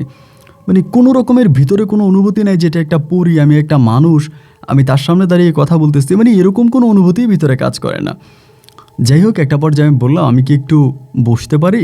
বলে হ্যাঁ বসো। তারপরে বসছি, দেখলাম সে একটু রেগে আছে। আমি বললাম তুমি কি আজকেও হঠাৎ করে চলে যাবা? বলে না, আজকে আর যাব না। আমি বললাম প্রত্যেক দিন চলে যাও, আজকে যাবা না কেন? বলে আজকে যাব না এই কারণে, আজকে তুমি আমার সময় মতো আমার কাছে আসছো, এই জন্য আমি যাব না। আমি বললাম মোহনা, তুমি তো আমার কখনো ক্ষতি করো নাই। যেদিন থেকে তোমার সাথে আমার পরিচয়, ছোটোবেলায় আমি স্কুলে পড়া পারতাম না, তুমি আমাকে মাদ্রাসায় পড়া পারতাম না, তুমি আমাকে সাহায্য করতা, আমাকে পড়া বলে দিতা। আমি স্যারদের হাতে মাইর থেকে বাঁচছি শুধু তোমার কারণে। কিন্তু আমার দাদি একটা সময় তাবিজ পরাই দিল এবং আমি আর তোমাকে দেখতে পাইলাম না। বাট আজকে তোমাকে দেখলাম বা তোমার কাছে আসলাম, সত্যি আমার কাছে অনেকটা ভালো লেগেছে। ও আমাকে বলে আমি তোমার উপর খুব রেগে আছি, এমন করেই বলে। আমি বললাম আমার অপরাধ কি? বলে অপরাধ হলো আমি তোমার এত উপকার করলাম, আর তোমার দাদি তাবিজ পরাই দিল, আর সেই তাবিজ তুমি ব্যবহার করে আমার কাছ থেকে দূরে সরে গেলা। তুমি তো চাইলে তাবিজ খুলে আমার কাছে আসতে পারতা। আমি বললাম, মোহনা এটা তুমি মিথ্যা বলো না, আমি চাইলেই তোমার কাছে যেতে পারতাম, কিন্তু আমি না ছোট বয়সে এটা বুঝতে পারি নাই। তারপর আমি বললাম, আচ্ছা মোহনা, তুমি এত দূরে কিভাবে আসলা? কই বাংলাদেশ, কই মালয়েশিয়ার এই পাম বাগান, তুমি কিভাবে আসলা? ও বলে, আমি 1 সেকেন্ডে এখনও বাংলাদেশে চলে যেতে পারবো, আবার 1 সেকেন্ডে এখানে চলে আসতে পারবো, আমি মুহূর্তের মধ্যে যেতে পারবো, মুহূর্তের মধ্যে আসতে পারবো। আমি বললাম, বাবা তুমি বলো কি? ও বলে, হ্যাঁ, আমি হচ্ছে বাতাসের সঙ্গে, আমাদের চলাফেরা হচ্ছে বাতাসের সঙ্গে। তোমরা যেরকম মোবাইল ফোনে কথা বলো, এখান থেকে কল দেওয়ার সঙ্গে সঙ্গেই তো বাংলাদেশে চলে যায়, তাই না? আমি বললাম, হ্যাঁ। ও বলে, আমরা এরকম বাতাসের সঙ্গেই চলি, যেখানে যে সময় যেতে মন চায় আমরা সেখানেই চলে যেতে পারি, আমাদের কোনো বাধা নেই। আমি বললাম, মোহনা, আমি সত্যি অবাক হয়ে যাচ্ছি, বিশ্বাস করতে পারছি না যে আমি একটা পুরীর সামনে দাঁড়িয়ে আছি। পুরীদের অনেক কথা শুনেছি অনেকের মুখে, বাট আজকে আমার চোখের সামনে আমি পুরী দেখতে পাচ্ছি, বাট আমার কাছে জানি কেমন লাগতেছে। ও তখন বলে, আচ্ছা ঠিক আছে, তুমি আমার কাছে কী চাও এমনি বলে। আমি বললাম, মোহন, আসলে চাওয়া কিছুই নাই, তোমাকে যে দেখছি বা তোমার সঙ্গে কথা বলতেছি এতেই আমার কাছে অনেকটা ভালো লাগতেছে। আর যদি সত্যি তুমি চাওয়ার কথা বলবো, আমি তোমাকে একটা কথাই বলবো, আমি এই কাজগুলো করতে পারতেছি না, আমার এই কাজগুলো করতে বেশ কষ্ট হয়, আমার অনেক খারাপ লাগে এবং আমি সাপ দেখতে পাই। ও বলে, সাপ তুমি আর দেখবা না। আমি বললাম, তাহলে? ও বলে, সাপের কাজ শেষ, কিন্তু তুমি যে কাজ করে তোমার কষ্ট হয়, আমি তোমার কষ্ট সহ্য করতে পারি না, আমি তোমাকে আর কষ্ট করতে দিব না। আমি বললাম, কিভাবে? ও বলে, তুমি প্রতি রাতে এখানে এসে যদি আমার সঙ্গে দেখা করো, কথা বলো, তাহলে তুমি যে দিনের বেলায় কাজ করবা ওই কাজে তোমার কোনো কষ্ট হবে না। আমি বললাম, মানি? ও বলে, দেখবা, কালকে তুমি কাজ করে দেখবা যে তোমার কষ্ট হয় কি না। সেদিন তার সঙ্গে অনেকক্ষণ কথাবার্তা বললাম, বলার পরে তার কাছ থেকে ফজরের আগে বিদায় নিয়ে তখন রুমে আসছে। সবার জন্য তখন রান্নাবান্না রেডি করছে, রান্নাবান্না শেষ করে আমি ওই দিন বললাম, ভাই আজকে আমি কাজে যাব। সবাই বলে, ওই মেয়া, তুমি কাজে গেলে সাপ আসে, সাপ দেখি, এরপরে বড় সমস্যা, তুমি কাজ করতে পারো না, কয়েক মিনিট কাজ করে তুমি হাঁপাইয়া যাও। আমি বললাম, না ভাই, আমি কয়েক মিনিট কাজ করে হাঁপাইয়া যাব না, আজকে আমি পুরোপুরি কাজ করব। বলে, পুরোপুরি কাজ করতে পারবা? আমি বললাম, হ্যাঁ, আমি পুরোপুরি কাজ করতে পারবো। এই বলার পরে বললো, আচ্ছা ঠিক আছে, যদি পুরোপুরি কাজ তুমি করতে পারো তাহলেই তোমাকে কাজে নিয়ে যাব। ওনার সঙ্গে কথাবার্তা বললাম, বলার পরে সেদিন আমি কাজে গেছি। আমি জানি না ভাই আপনি কি বিশ্বাস করাতে পারবো কি না, এটা আসলে আমি নিজেকে নিজে বিশ্বাস করাতেই কষ্ট হচ্ছে। আমি এই যে পাম ফলগুলো আপনারা যারা দেখেছেন ভিডিওতে অনেক সময় দেখা যায়, এই পাম ফলগুলো কিন্তু অনেক ওজন, মানে এক একটা পাম ফলের ওজন যা আসলে বলে বোঝানো যাবে না, এত ওজন। এত ওজন এই পাম ফল আমি যখন এভাবে লোহা দিয়ে আঘাত করি, আঘাত করার পরে যখন উঠানোর চেষ্টা করি, মানে আমার কাছে মনে হয় কি আমি একটা সুই, মানে একটা সুইয়ের ওজন যেরকম সেরকম ওজন, মানে এরকম ওজনের একটা জিনিস আমি উঠালাম, মানে আমার ভিতরে কোনো কষ্টই লাগে না। এই যে আমি এত বড় এত বিশাল আকৃতির একটা ফার্ম ফল উঠাই ফেললাম নিচ থেকে, আমার ভিতরে বিন্দু পরিমাণেরও কোনো কষ্ট কাজ করে নাই, মানে অনেকটাই ভালো লেগেছে, মানে কোনো রকমের কোনো নাই। এখান থেকে ধাপ করে উঠাইতেছি, ওইখানে রাখতেছি, এখান থেকে নিচ্ছি, ওইখানে রাখতেছি, এরা তো সবাই তাকায় আছে, আরে ব্যাপার কি যে এইভাবে আলী হোসেন কাজ করতেছে, ওর ভিতরে কোনো ক্লান্ততা নাই। আর সবচেয়ে বড় কথা হচ্ছে ও মনে হয় 10 থেকে 15 জনের কাজ একাই করতেছে। এবং এই কাজ দেখার পরে আমার যেই ম্যানেজার ছিল সে অনেক খুশি, মালি তখন অনেক খুশি, এবং খুশি হয়ে আমার বেতন অনেক টাকা দিছে, দিয়ে বলছে ওই দিনই সে আমাকে পার্মানেন্ট করে নিছে, মানে তার এখানে পার্মানেন্ট কাজে চুক্তি করে নিছে। এরপর থেকে ওর এখানে আমার কাজ। সেদিন এত কাজ করলাম, আমার ভিতরে কোনো ক্লান্তিতা নাই, মানে ক্লান্ত নাই। ঘরে আসার পরে সবাই তখন ঘুমিয়ে পড়ছে, মানে কারো শরীর চলে না, শরীর অনেক দুর্বল, ওরা কাজ করে ক্লান্ত হয়ে গেছে, বাট আমার ভিতরে কোনো ক্লান্ততা নাই। আমি স্বাভাবিকভাবে ঘুরতেছি, সবার সঙ্গে কথা বলতেছি, মানে সবাই বলে যে আলী হোসেন তোর কী হয়েছে, তুই এমন কেন, এইভাবে কাজ করলি, গাধার মতো 10-15 জনের কাজ একাই করলি, এখনও ঘুরতেছিস, তুই ঘুমাচ্ছিস না, রেস্ট করিস না? না বলে, আমার ভালো লাগে না, আমার শরীরে এনার্জি আছে। এরকম করে রাত্রবেলায় ঠিক আমাদের একটা টাইম আছে, ওর একটা সিগন্যাল আছে, ও যখনই আমাকে কানের কাছে এসে আমাকে সিগন্যালটা দিল, সিগন্যাল দেওয়ার সঙ্গে সঙ্গে আমি শোয়া থেকে উঠে গেছি। উঠে গিয়ে ওই পাম বাগানের ওখানে আমি তার সঙ্গে, মানে যে জায়গায় বসে আছে ওখানে গিয়ে তার সঙ্গে কথা বলি।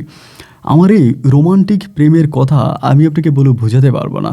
ও আর আমি যখন পাম বাগানের নিচে বসতাম মনে হতো যেন এখানেই স্বর্গ লুকিয়ে আছে। আমি ওর সঙ্গে কত বিষয় নিয়ে কথা বলতাম, ও আমার সঙ্গে কত বিষয় নিয়ে কথা বলে, এবং সবচেয়ে বড় কথা হচ্ছে ও আমার সঙ্গে আমার পরিবার নিয়ে বেশি কথা বলে। আমার মা আজকে এটা করছে, আমার বড় ভাই এটা করছে, বড় ভাইয়ের বউ এটা করছে, ভাবি এটা করছে, মানে এই পারিবারিক বিষয়গুলো ও আমাকে বারবার বলে। এই বিষয়গুলো বলে আর আমি শুনি আর হাসি, যে তোমার আম্মাকে আজকে এভাবে ভয় দেখাইছি, বা এটা করাইছি, ওইটা করাইছি, তোমার ওকে এটা করাইছি, এগুলো বলে, আমি এগুলো শুনি। এই করে করে তখন আমার দিন কাটতো। রাতের বেলাও আসতো, আবারও কিন্তু আমার জন্য খাবার নিয়ে আসতো। এত ভালো ভালো খাবার নিয়ে আসতো, মানে খাবারগুলো দিত, আমি খাইতাম। আমার বেশ ভালো লাগতো।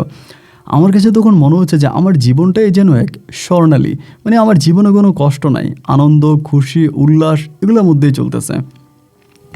এরকম করে তখন ধরেন আবার ওর সঙ্গে রাত জেগে কথা বলতাম, ফজরের টাইমে এসে খাবার রেডি করতাম, আবার কাজে যেতাম। কাজে গেলে কী যে কাজ করতাম আমি নিজেও জানি না।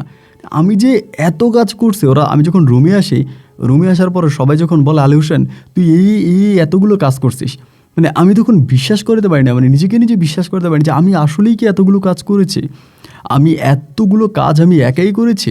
মানে আমি তখন বিশ্বাস করতে পারি না, কি রে আমি এতগুলো কাজ একা একা কেমনে করলাম, আমার নিজের কাছেই বিশ্বাস হয় না। কিন্তু আমি তো জানি আমার সঙ্গে মোহনা আছে, এবং মোহনা আছে বলে আমার কোনো কাজ মনে হয় না।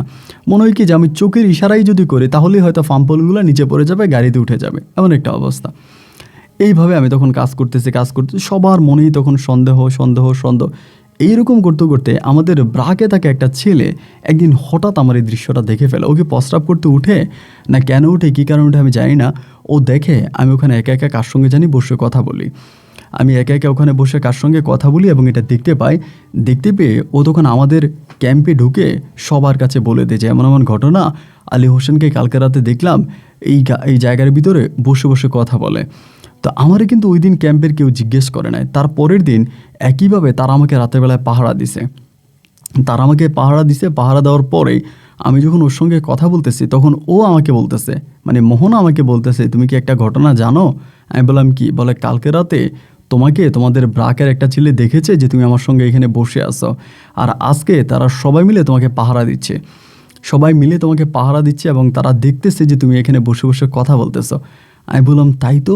ও তখন বলে, কিন্তু একটা বড় কথা কি জানো, তারা কিন্তু আমাকে দেখতে পাচ্ছে না, শুধু তোমাকেই দেখতে পাচ্ছে। আমি বললাম তাহলে মোহনা কি করা যায়? ও বলে কিছু করার নাই, আমি ওদেরকে ভয় দেখাবো? আমি বললাম না, ভয় দেখাও না। ভয় দেখালে ওরা হয়তো ভয় পেয়ে আমাকে আরও খারাপ মনে করবে, আমার সঙ্গে জিন পরি আছে এমনিতেই তো ওরা সন্দেহ করে, তারপর আর খারাপের দিকে চলে যাবে, তুমি ওদেরকে ভয় দেখাও না। বলে ঠিক আছে, আমি ভয় দেখাবো না।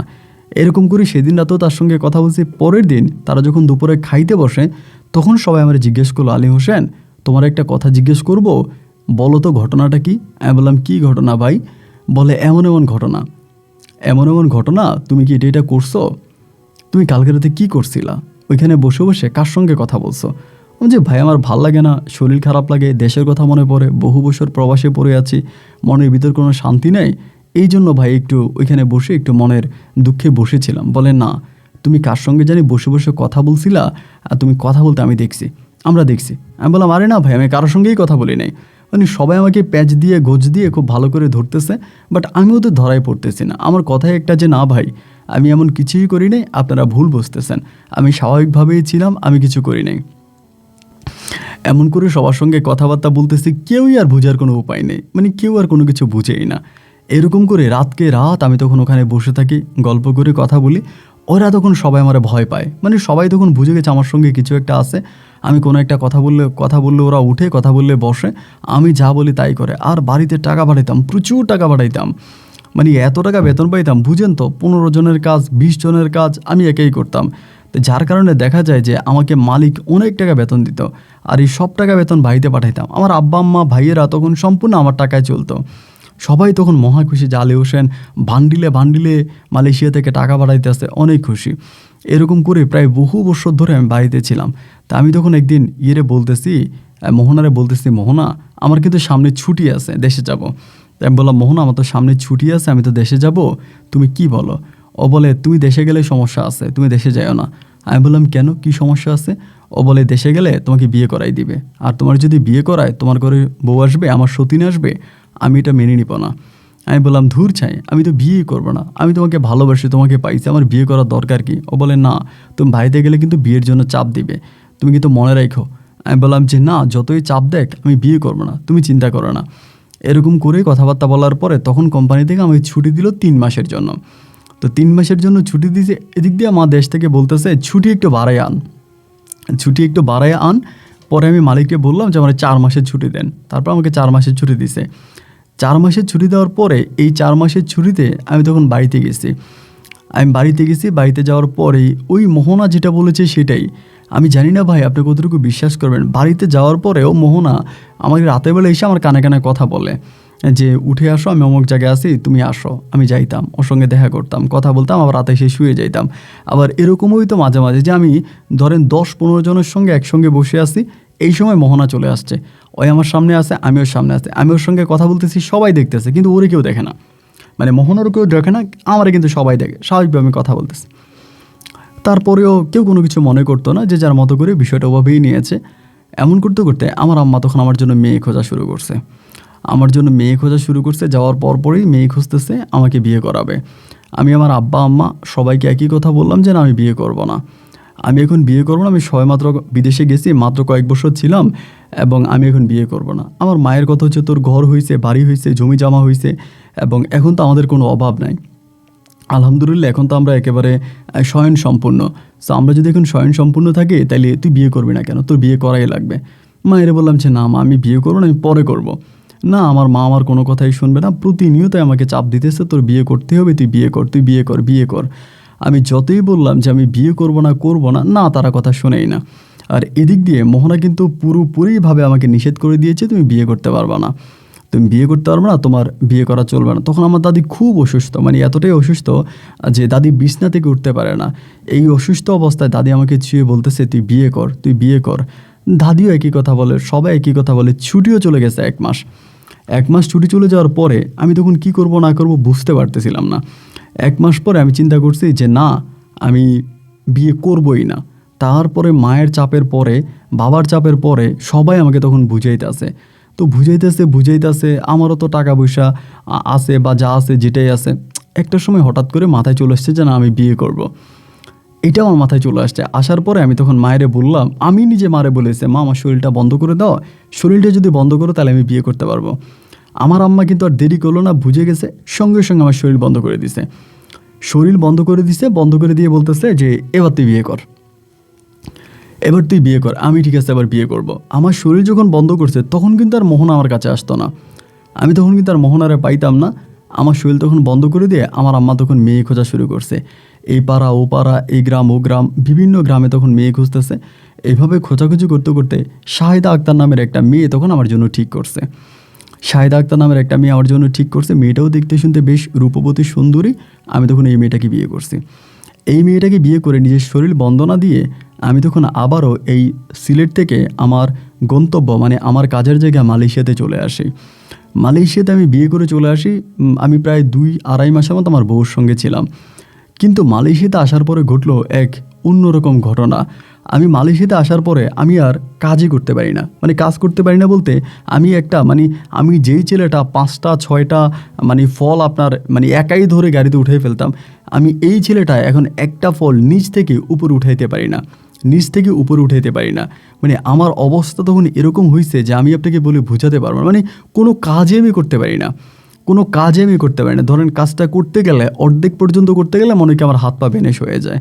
তো যাদের আন্ডারে কাজ করতাম এইরা বলতেছে যে কী ব্যাপার, আলী হোসেন তো আগে অনেক কাজ করতা, তুমি একা 15 জন 20 জনের কাজ তুমি একাই করতা, আর এখন তো তুমি টোটালি কোনো কাজ করতে পারো না, তোমার কি হয়েছে, বাংলাদেশে যাওয়ার পরে কি হয়েছে? সবাই বলে বিয়ে করছে, বিয়ে করে শরীরে শক্তি শেষ হয়ে গেছে, এরকম করে বলে। কিন্তু আমি তো জানি আসলে মূলত আমার কি হয়েছে। তা আমি চিন্তা করতেছি, আমি তো মোহনাকে ছাড়া আসলেই অচল। আমার ফার্ম বাগানের যে কাজ তো আমি করতে পারি না। এই কাজ যদি আমার কন্টিনিউয়াসলি করতে হয় তাহলে আমার মোহনাকে লাগবে, তাহলে আমার অবশ্যই মোহনাকে লাগবে। মোহনাকে ছাড়া আমার এই কাজ করা কোনোভাবেই সম্ভব না। তখন আমি পুরোপুরি সিদ্ধান্ত নিলাম যে না, আমি মোহনার কাছেই ফিরে যাব, মোহনার কাছে ফিরে যাব। এনিমে যাওয়ার বাড়ি থেকে একটা সুখবরও পাইছি যে আমার ওয়াইফ গর্ভবতী এবং সে সন্তানের মা হবে। আমি তখন এটাতে বেশ খুশি। এর ভিতরে আমার অবস্থাটা এরকম, আমার অবস্থা তখন খুব খারাপ, কোনো কাজে করতে পারি না। এই করার পর একদিন রাতের বেলায় সিদ্ধান্ত নিলাম যে আমি তাবিজটা রাখবো না, তাবিজটা না রেখে আমি আবারও মোহনার কাছে চলে যাব, এবং মোহনা যদি আমার সঙ্গে থাকে আমি সব কাজ একাই করতে পারবো। আমি তখন রাতের বেলায় করলাম কি, তাবিজটা খুলে ফেলছি। তাবিজটা খুলে মোহনার জন্য অপেক্ষা করতেছি, কিন্তু ও আর আমাকে ডাকে না। আমি ওর জন্য অপেক্ষা করি, কিন্তু ও আর আমাকে ডাকেই না। প্রতি রাত ওর জন্য বসে থাকি যে ও আসবে, আমাকে ডাকবে, আমি ওটাকে সাড়া দিব, আমাকেও আবার হেল্প করবে, কিন্তু ভাই ও আমাকে ডাকে না। এইরকম দীর্ঘদিন অতিবাহিত হয়ে যাওয়ার পরে একদিন রাতেবেলা আমি সিদ্ধান্ত নিলাম, মোহনা যে জায়গাটা আমি আর মোহনা যে জায়গাটায় বসে থাকতাম কথা বলতাম, আমি সেই জায়গাটায় গিয়ে বসি। আমি যদি সেই জায়গাটায় বসি তাহলে হয়তো মোহনা আমার কাছে আসবে, আমি মোহনাকে দেখতে পারবো। এই চিন্তা করে আমি একদিন রাতের বেলায় ওই মোহনার সঙ্গে বসে যেখানে কথা বলতাম সেখানে গিয়ে বসে আছি এবং অপেক্ষা করতেছে মোহনার জন্য। কিন্তু ভাই সকাল মানে সারাটা রাত আমি বসেছিলাম, মোহনা আসলো না। এইভাবে প্রতি রাতে বসে থেকে এমন করতে করতে একদিন মঙ্গলবার রাতের বেলায় আমি বসে আছি, হঠাৎ করে ও আসছে। ওই দিনে ওর আমি আসল চেহারা দেখতে পাইছি যে কতটা ভয়ঙ্কর। হাতের নখগুলো এক একটা এত বড়, চেহারাটা এত বিশ্রী, গায়ে একটা একেবারে ময়লা একটা সাদা কাপড়, মানে শরীরের মধ্যে পোকা গিজগিজ করতেছে। মানে আমি যা দেখেছি আমি আপনাকে বলে বুঝাতে পারবো না। এসে আমার গলা চিপে ধরে আমাকে মায়ের এখানে, মানে কোনো কথা নাই, মানে কোনো কিছু বলে না, মারতেছে। এই ডাইনে বা আমি মারতেছে। আমি জাস্ট চিৎকার করতেছি, মানে ডাকতেছি সবাইকে যে আমাকে বাঁচাও, কিন্তু কেউ আমার কোনো কথা শোনে না। ওদেরকে ডাকতেছে, ওরা কেউ কোনো কথা শোনে না, ইচ্ছা মতো মারছে।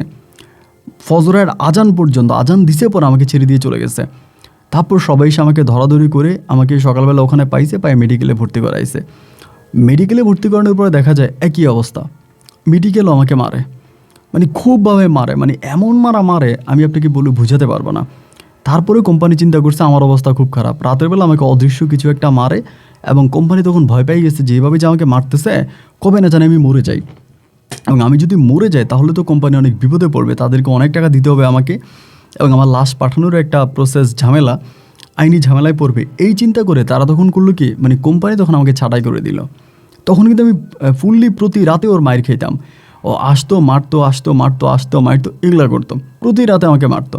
এর মায়ের কোনো শেষ ছিল না, শরীরের এমন কোনো অঙ্গ নাই যেখানে মারতো না। আমার তখন বাড়িতে পাঠিয়ে দেয়। বাড়িতে পাঠিয়ে দেওয়ার আমি তো আম্মাকে আগেই ফোনে জানাইছি যে এই ঘটনা। বাড়িতে পাঠানোর সঙ্গে সঙ্গে আমার শরীর তখন বন্দনা দেয়, হুজুর আনে। ইতিমধ্যে আমার দাদি মারা যায়।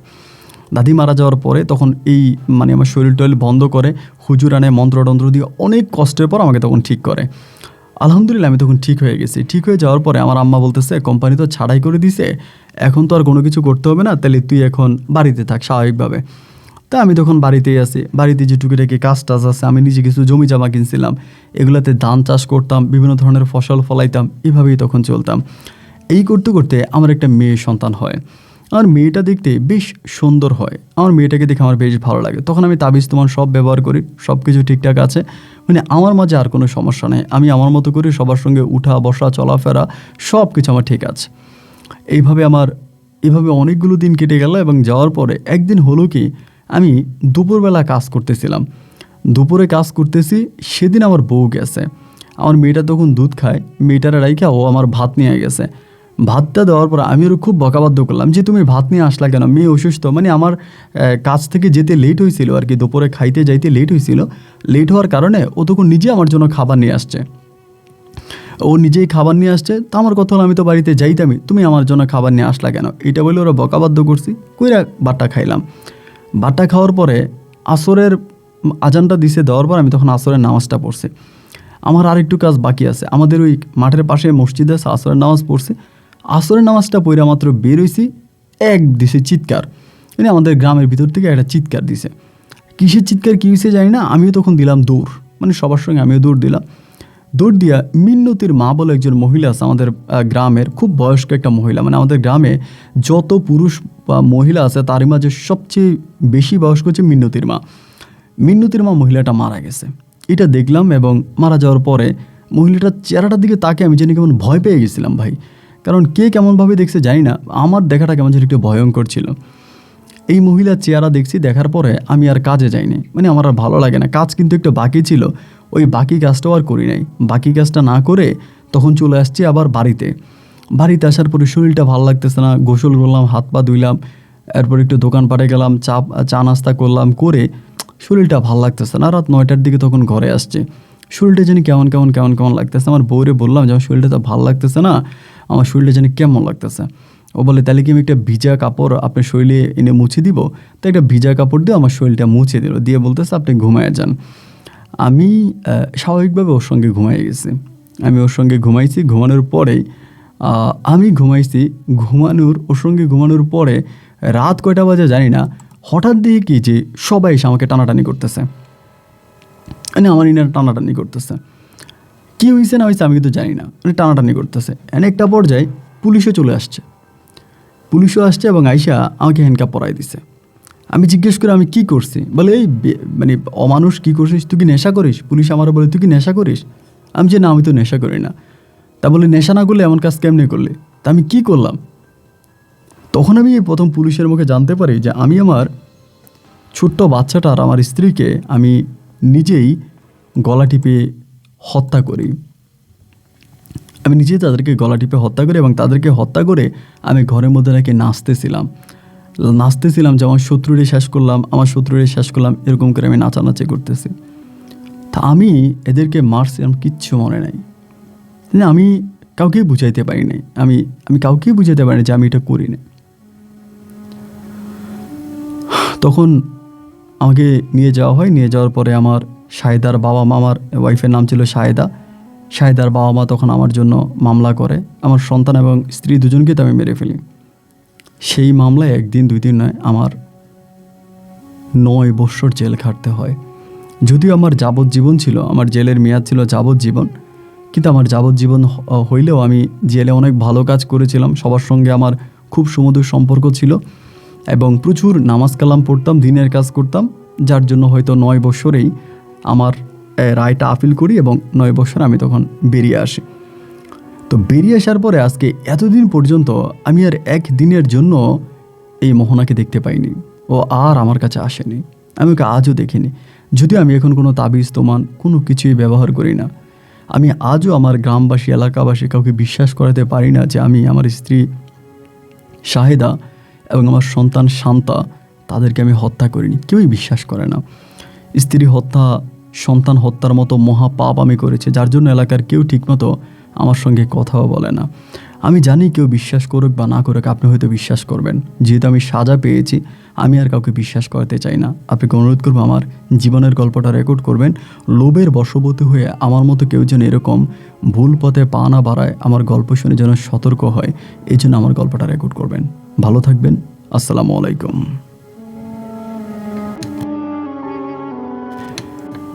প্রিয় বন্ধুরা, সবাইকে অনেক বেশি ধন্যবাদ এ পর্যন্ত সিলেটের ভাই মোহাম্মদ আলী হোসেনের জীবনের বাস্তব গল্পটা শোনার জন্য। দেখেন, আলী হোসেন ভাই একজন মালয়েশিয়ান প্রবাসী ছিলেন, পাম বাগানে কাজ করতেন এবং সেখান থেকে তার জীবনে যা যা ঘটেছে উনি সব কিছু বললেন। এটা সত্যি একটা শিক্ষণীয় গল্প ছিল। শুধু যে একটা ভৌতিক গল্প, পরীর গল্প তাও নয়, এটা একটা ভীষণ শিক্ষণীয় গল্প। কারণ আমাদের সমাজে এরকম অনেক মানুষ আছে যারা জিন দিয়ে অনেক কাজ করাতে চায়, পরীকে বর্ষে আনতে চায়। তাদের জন্য এই গল্পটা মহান শিক্ষা হয়ে থাকবে। গল্প কেমন লেগেছে এবং এই গল্প নিয়ে কোনো মতামত থাকলে কমেন্ট বক্সে লিখবেন। আর যেখানে বিদায়, দেখা হবে নতুন দিন নতুন কোনো গল্পে। আল্লাহ হাফেজ এন্ড আসসালামু আলাইকুম।